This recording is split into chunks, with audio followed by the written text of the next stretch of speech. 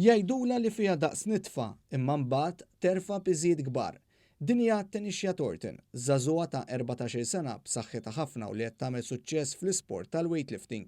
Iż-żagħżugħa minn Whiteline rebħet bosta midalji fosthom żewġ midalji tad-deheb, dan kif saret l-ewwel weightlifter Maltija li laħqet il-livell tal-Platinum fil-klassifika tal-Assoċjazzjoni Nazzjonali tal-Weightlifting.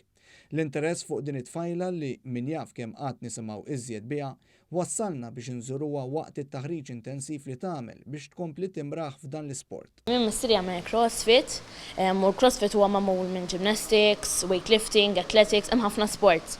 U meta kont żgħira kont dejjem immur miegħu il-gym biex noqgħod nagħmel palu għax vera kien jogħġobni. U mbagħad darba kellu kompetizzjoni ta' CrossFit u ntqajna mal-President tal-Assoċjazzjoni Ġismond Karwana.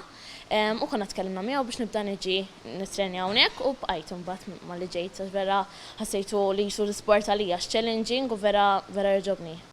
Minkejja s-suċċessi kbar li qed tagħmel din it-tfajla fejn kisret bosta rekords nazzjonali tal-juniors, Thornton hija konxja tal-ħsibijiet immirati leha anke minħabba li ta' żgħira u l-fatt li hija tfajla. Ġu sħabi, biex jgħidu li ħatamel ħajtek hekk ma toħroġ ma sħabek u hekk. Imma jsu l-iżvok tagħhom u għalli jħorġu ma' ħbieb, l-iżvok tiegħi nagħmlu għax vera jogħġobni. Din is-sena Tanisha ikklassifikat l-ewwel fil-Grand Prix Internazzjonali tan-nisa fi Slovenja u rebħet il-bronz fit-Tazza Ewropea tal-Weightlifting fl-Irlanda. F'dan l-isfond waslet messaġġ anke lill-atleti femminili li jkunu jeħtieġu iżjed kuraġġ biex ikomplu. Jiena nħeġġhom biex jiġu jippruvaw ħalli huwa vera sport sabiħ u fil-verità bħalissa n-nisa tiddominaw. Pereżempju, hemm l-ewwel jiena fl-ewwel post, ġifieri ta' kuleta u anke mill-irġiel, u t-tieni hemm Jasmine Stephens u t-tielet hemm Kim Kamilla Lagana. Ġifieri l-isport u n-nisa tiddominaw dan l-isport.